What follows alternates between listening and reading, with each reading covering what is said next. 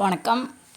ഇപ്പം നമ്മൾ നൂലപ്പം ഉണ്ടാക്കല്ലേ, അതിങ്ങനെ ഉതിരി ഉതിരിയായിട്ട് എങ്ങനെ കിട്ടിയെന്ന് കാണിക്കട്ടെ. അത് ഞാൻ കടുക് വറുത്തിരിക്കുക, സബോളയൊക്കെ ഇട്ട് പച്ചമുളകൊക്കെ ഇട്ട് ചെറിയ എരിവ്. ഇപ്പം നമ്മൾ സാധാരണ നൂലപ്പത്തിന് കുഴയ്ക്കണ പോലെ തന്നെ കുഴച്ചിട്ട് ഇങ്ങനെ പിടിച്ച് ഇഡ്ഡലി പാത്രത്തിൽ ആവി കയറ്റുക. ആവി കയറ്റിയിട്ട് നമുക്ക് സാധാരണ പിടി തിരുകണതിൽ വയ്ക്കാൻ പറ്റില്ലല്ലോ, ചൂട് കാരണം.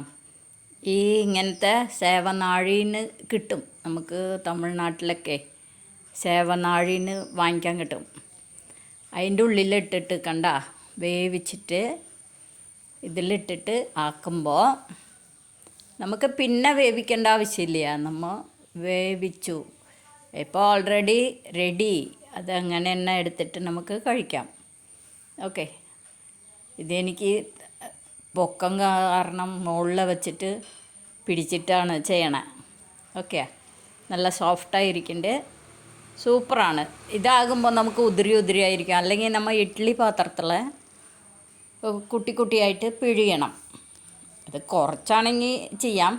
എനിക്ക് ഗസ്റ്റുള്ള കാരണം കുറേ ചെയ്യേണ്ടി വന്നു. അപ്പം ഞാൻ ഇങ്ങനെ ഒരു ഐഡിയ ചെയ്ത് നോക്കി. നല്ല ടേസ്റ്റായിരുന്നു, സോഫ്റ്റായിരുന്നു, എല്ലാവർക്കും ഇഷ്ടപ്പെട്ടു.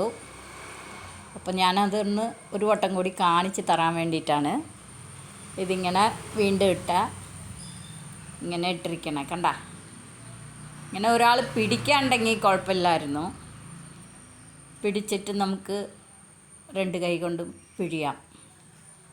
ഇങ്ങനത്തെ സാധനം ഇവിടെ കടകളിൽ കിട്ടുമായിരിക്കും, ഒന്ന് നോക്കി മേടിച്ചോളൂ. കണ്ട, എന്ത് നല്ല സോഫ്റ്റ് ഉള്ളതാണ്. കണ്ട.